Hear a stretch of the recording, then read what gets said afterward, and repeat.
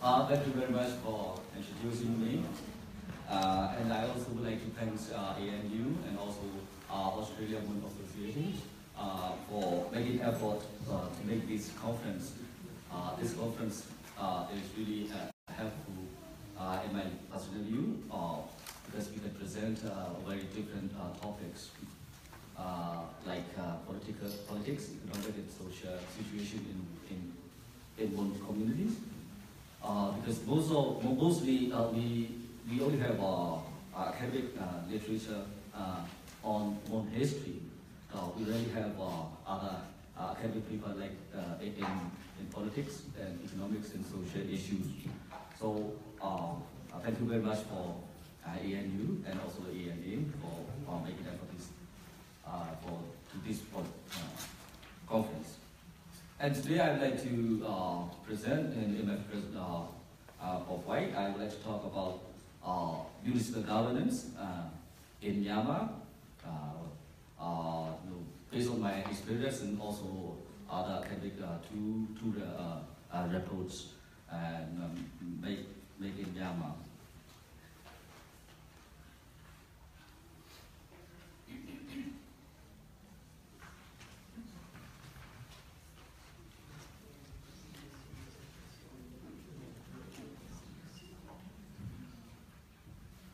We all know that since Myanmar gained independence in 1947, 1948, most of the ethnic people in Myanmar has been striving for federal democratic country in Myanmar. But whenever we talk about federal, we just mention and talk about the federal, about sharing in upper level. But we rarely talk about a federal settings at township levels.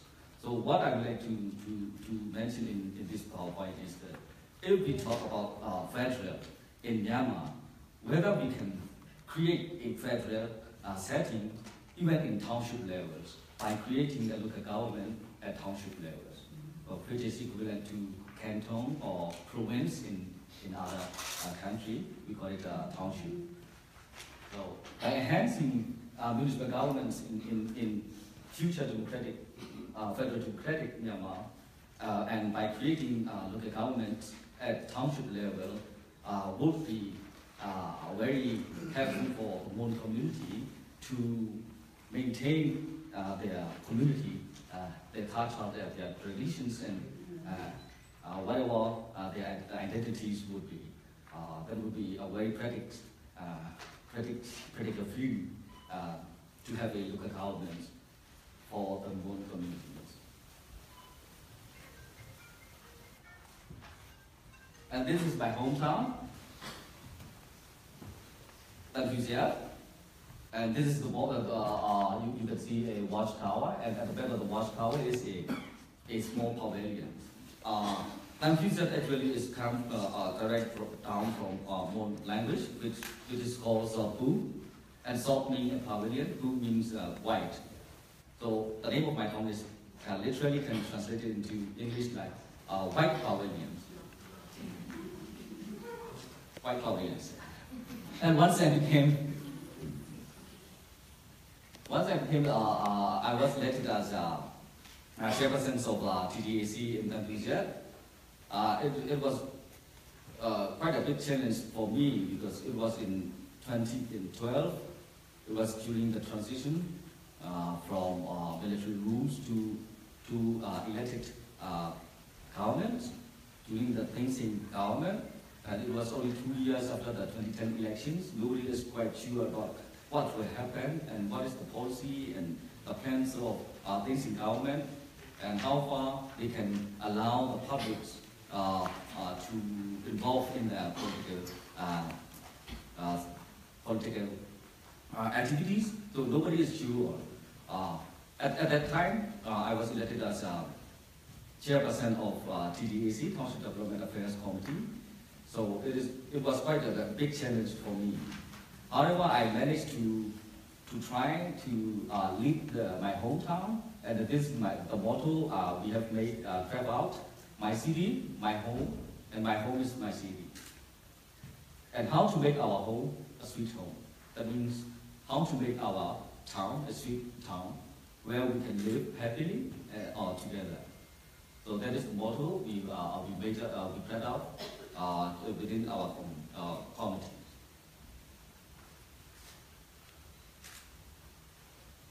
So it is very relevant to talk about the township TDAC, the township development affairs committees, or municipal governments, because they are fully decentralized government agency.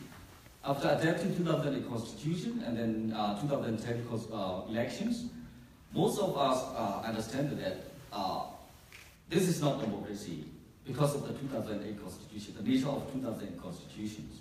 There are 25% of military personnel in the politics, and there are many other things that is not democracy. But however, under the 2008 Constitution, it is very strange to see that municipal governments or township development affairs committees are fully decentralized government agency. It doesn't have any relationship with the union government. This is the only committee fully controlled by the state or region governments. And another one is they are fully self-funded. They never accepted any budget from the union government or the state or region government. They collect their own tax, they collect their own, they have their own income, and then they draft their own budgets. And they decide where to use this budget, and then this budget is approved only by the state or region government, and then the state or region pluto. They are self-funded, and their funds are used only within the township they have collected. And they are also major social service provider. So there is a saying in municipal, you can be out of any law for a time, but you can never be out of municipal law. Whether you are born or you are dead, you are dead, or whether you are sleeping or you are still awake, you can never be out of under the law of under municipal law. That means every municipal, the role responsibility of municipal is they are major social service provider. So they provide service to the community. So everybody live in this community can never be live out of the municipal law. And another one is they are the only actors oversighted by a dedicated locally elected committee, TDAC. So there is nobody, no governing bodies or any department that is oversighted by publicly elected members. And TDAC is the only department that is oversighted by publicly elected members. And they are directly reaching to the community. So some other department might be engaging with the publics, but it is according to the rule, regulations, and policy of their ministry. It is not according to the needs of the public. But differently, municipal governments, the township development committees are engaging with the publics very closely based on the needs of the publics. So I think it is, in my opinion, it is very relevant to talk about municipal governance in this context. I would like to go a short time to the background history. So municipal governance was first introduced in Myanmar only in 1874, after the second annexations of the British. So the British annexed in Myanmar in 1824 and then again in 1852. Only after that, the Municipal Act was introduced in 1874 for the first time in Myanmar to govern the urban area. And the second Municipal Act was added 10 years later, after reviewing the first Municipal Act, the 1874 Municipal Act, then they added again the 1884 Municipal Act. At that time, the 1884 Municipal Act covers only the coastal line of Myanmar, because the British have only annexed the lower, what we call the lower Myanmar only. the Upper Myanmar is still under the kingdom of Upper Myanmar kings. And after annexing the Upper Myanmar in 1885, the British colonialists introduced the 1887 Upper Myanmar Municipal Act. But one strange thing is that the 1887 Upper Myanmar Municipal Act covered only Upper Myanmar. It does not include the so-called frontier area, especially the ethnic dominant area like the Chin, the Xiang, and Kaya. These areas are not included, not covered by this 1887 Upper Myanmar Municipal Act. The Municipal Act that covered the whole Myanmar was enacted only in 1898 Municipal Act for the whole Myanmar. And even in this act, excluded Shan State, Federated Shan State, and then later it was the law was revoked and then included the Federated Shan State to be covered by this law. And this law was quite complete, and it was lasted for about 90 years, and it was changed only in 1993 by the military government. It lasted for even 95 years. But one thing we have I have to mention is that even though it was called Municipal Act before, and then the committee is called Municipal Council, after the 1993 municipal law, it was changed into law, and also it is not called municipal law. Actually, it is officially called 1993 Development Affairs Law. That is the point where a self-independently governing body change into a department under a ministry. What I mean is that a local government, a kind of local government, was changed into part of a ministry, which cannot run independently anymore. This is the first time it has been changed. After 2008 Constitution was adopted, the Article 118 mentioned that the issue listed in the Schedule 2 of this Constitution shall be governed by the state or region governments. That means the 2008 Constitution created 14 different region or state governments for the first time in modern political history of Myanmar. And that these state or region governments, including the executive and legislative, they can make laws, and the executive branch have power to govern according to this law.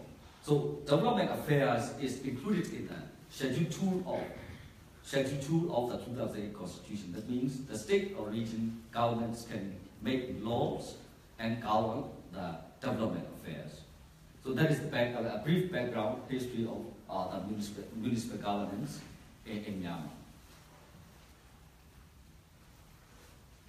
And 2000 Constitution, I have already mentioned about this, the Article 188. And then, because we have already the 2008 Constitution share the development affairs issue to state and regions committee, and 14 different state and regions make their own development affairs law. But in the PowerPoint, you can see that it is grouped into two different groups. Why I group it in two different groups is that the first group, the first 5 states make their own law based on 1993 municipal law, and they make very little change, except the amount of fines and some other electoral process. They only make these small changes to the 1993 municipal law. And the other states and regions, they didn't even make any changes to the law, to the 1993 municipal law. They just take it and approve it to use in their state and regions. So within 3 years, all 14 different state and regions make their own development affairs law, actually municipal law, municipal act. The first is ERV region, and the last is Babur region to make the laws. Okay, this is our Mon State development laws. The first Mon State development law was made in enacted in 2012, and then it was revoked in 2015. Just a few years later, after the new government and the government came in, they reviewed the law again, and also enacted a new Mon State development laws. I have to fast. This is the structure of Development Affairs Office in sub-national level. It is directly under the state and region government. They have a Development Affairs Ministry, and another ministry there will be an office, and then township levels municipal offices. This is the state or region levels of Development Affairs Office. I will skip it again, the two. This is the township levels. And how it is, the function is that state, regional, or state or region government directly control the township level TDAC, Development Affairs Committee, and also the township level Development Affairs Committees also report to the state and region government. That is the functions. These are the responsibilities of Development Affairs Committees, and grouped into two different groups. One is social service, duties and functions. The other one is economic governance at township levels. So I have already mentioned that TDAC relies on their own funds. So they have three ways of incomes. They are self-reliance, and they have three ways of incomes. One from user fees, like tax, and another one is regular license fees, tender license fee, like butcher license, and pre-tax license, and this kind of licenses. Another one is income receiving from fines.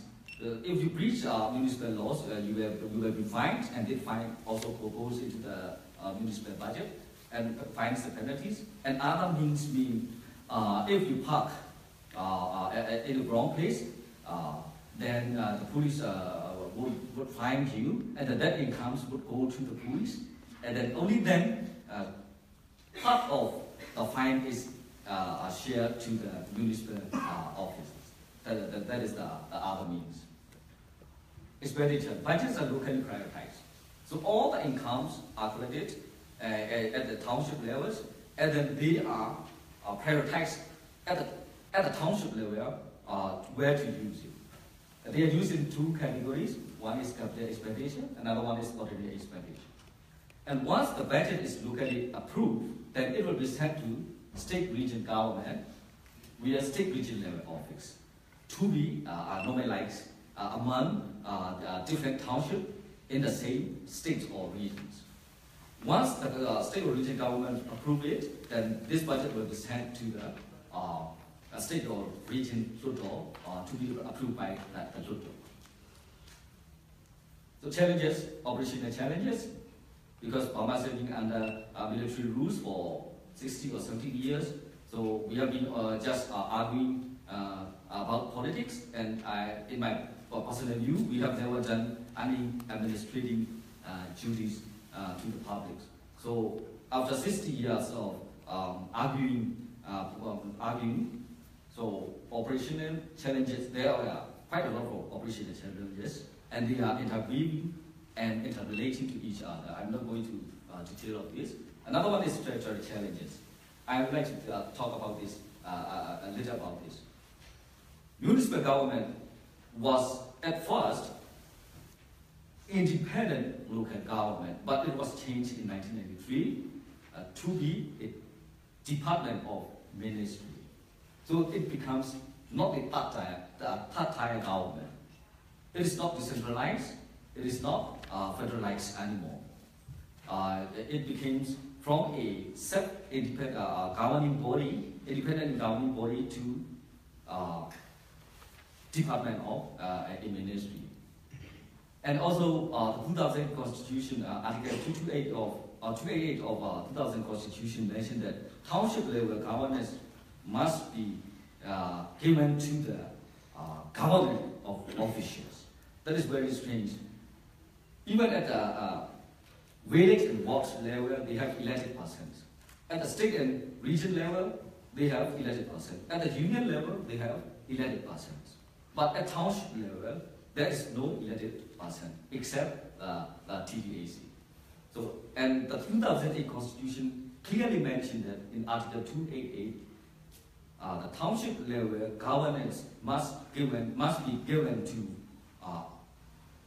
government officials. So that's why municipal government is not a part-time government. And the nature of the law itself. The law itself is revoked again and again and changes. But not their role and responsibilities are not changed, but the role and responsibility of the committee have been changed and become from a local government body to a committee reporting to the ministry. And coordination and cooperation among other township level departments. There are a lot of other departments representing union level ministries. So let's say when if you have to let's say urban planning.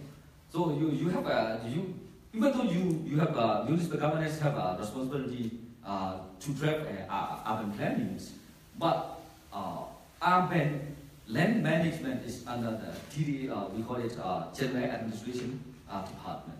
So the urban planning, the role of urban planning of the municipal government is totally nothing because the land is being administered by GAD, we call it General Administration Department. So this kind of cooperation is very difficult, and even also with Ministry of Electrical Power.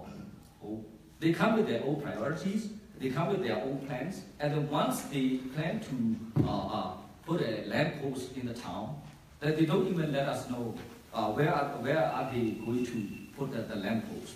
Then they just make it by themselves, and then once we go there and tell them that this area is municipal area and you can do it like this, and then they said we can't do anything because this is the union level ministry. So this kind of cooperation. Coordination cooperation among other township level departments are very difficult. So what I would like to mention, say here is that we need structural challenges. We have structural challenges, and we need to make these structural changes in future federal democratic Parliament, Myanmar.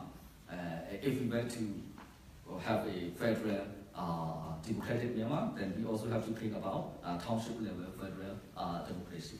Thank you very much.